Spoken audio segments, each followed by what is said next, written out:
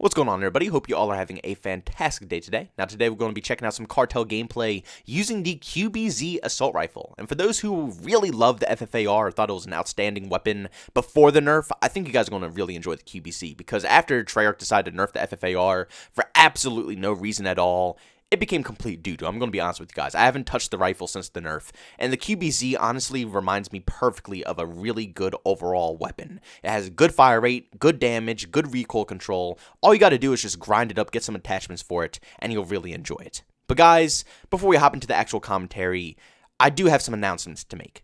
Now, I'm not going to keep this long. I'm going to try to make this as short as possible, even though it's a lot of stuff I have to say. But usually, if I make a whole commentary about this, it doesn't get too many views. So I'm going to do a regular Call of Duty commentary. But I'm just going to shortly mention this in the beginning.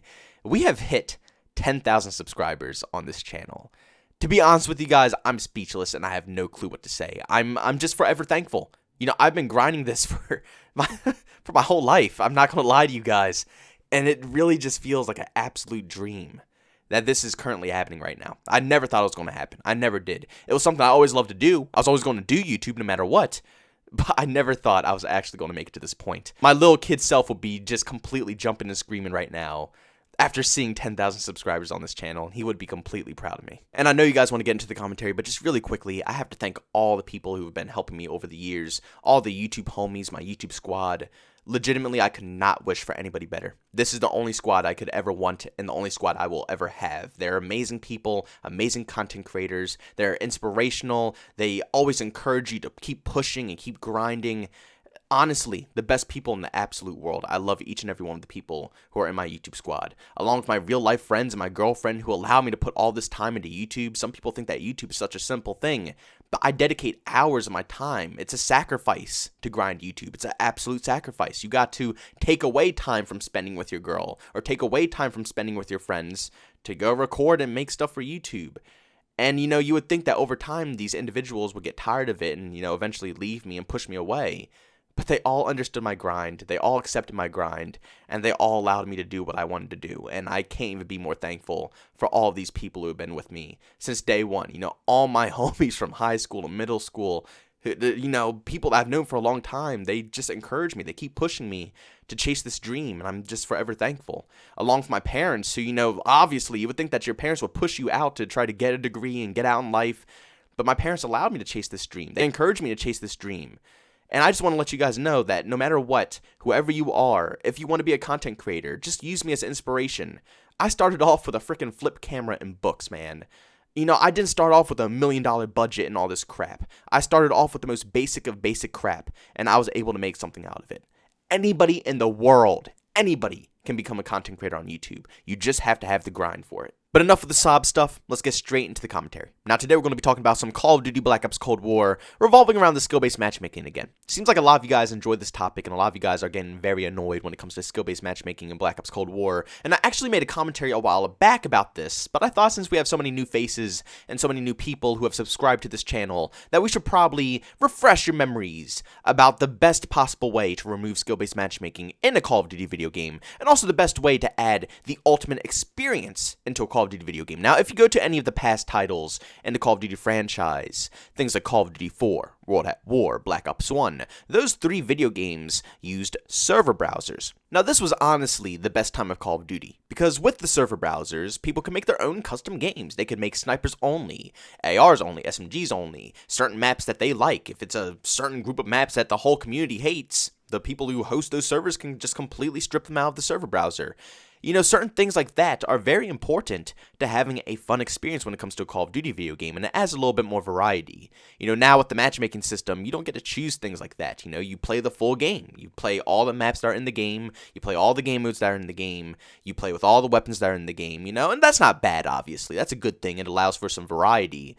And obviously, it's going to be servers like that in Call of Duty on the server browsers, of course. You know, it's not just going to be all custom-styled servers. That's not the case. I'm just saying it adds a little, extra oomph into the environment. So when you do get bored of the typical Call of Duty experience, you can go mess around with stuff. Some servers like to find glitches. Some servers like to only snipe. Some servers like to find Easter eggs. It adds variety into the mix. That's one of the things I love so much about Battlefield games, even though there's not many custom servers.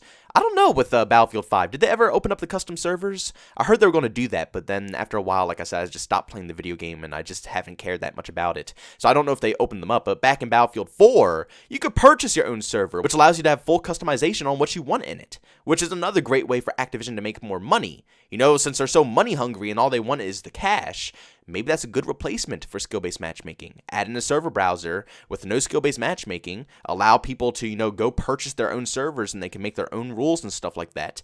They'll make money from people purchasing servers, which isn't really that cheap. I think it's a pretty penny if you want to purchase a new server for a new game for a certain amount of time. But regardless, people are going to do it. People are going to spend money on it, and it will make them tons of money compared to the skill-based matchmaking, protecting the noobs and getting the money from the noobs. You'll get tons of money from a ton of people in the community, especially content creators, who are much larger and have big communities and stuff like that, who want to open up servers for very long amounts of time, years maybe even.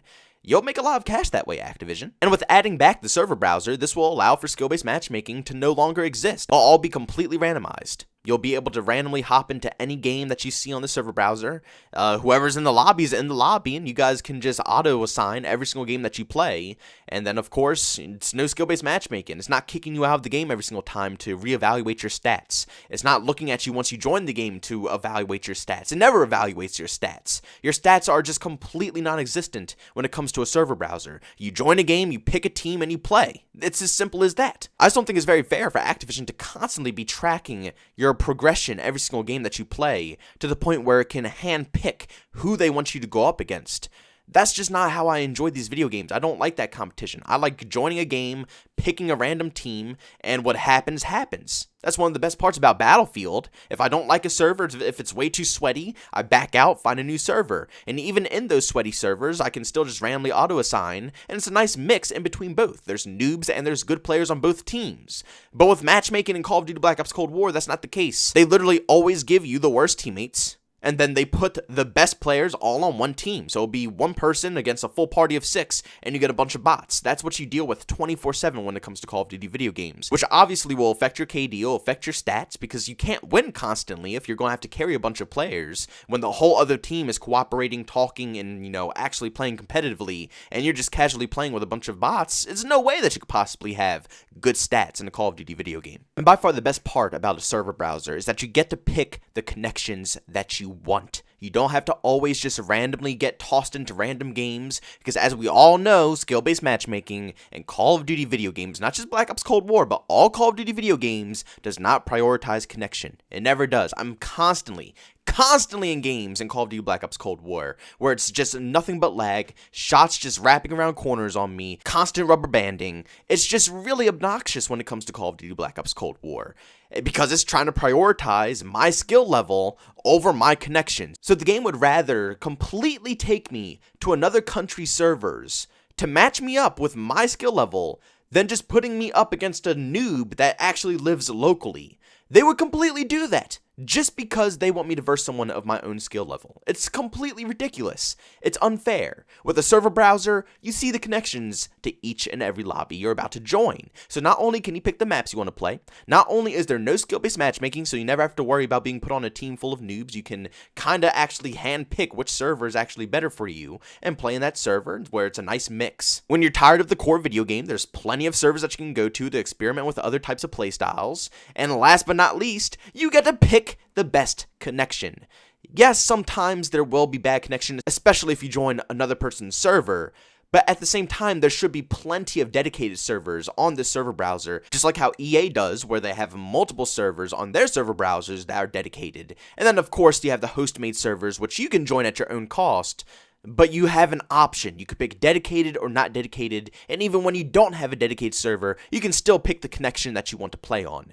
Everything about a server browser is better than the current matchmaking system in this video game, and it could totally be done. It could totally be completely reversed from this current state back to a server browser. Battlefield does it on both console and PC. It's not a problem for them. Same thing could be done with Call of Duty. It would work perfectly in my personal opinion. But guys, thanks so much for tuning into this video. If you enjoyed it, make sure you leave a like, and by all means, if you hate it, leave a dislike. Also, if you're brand new and enjoy the content, don't forget to subscribe and hit that bell notification button. Also, want to chat with me, there's 2 ways to do so. I have a Twitter and a Discord. Both those links are down in the description. And also, if you want to catch me live streaming some video games, I do that over on Twitch. Link to that is in the description as well. But guys, thanks so much for tuning in. See you on the next one.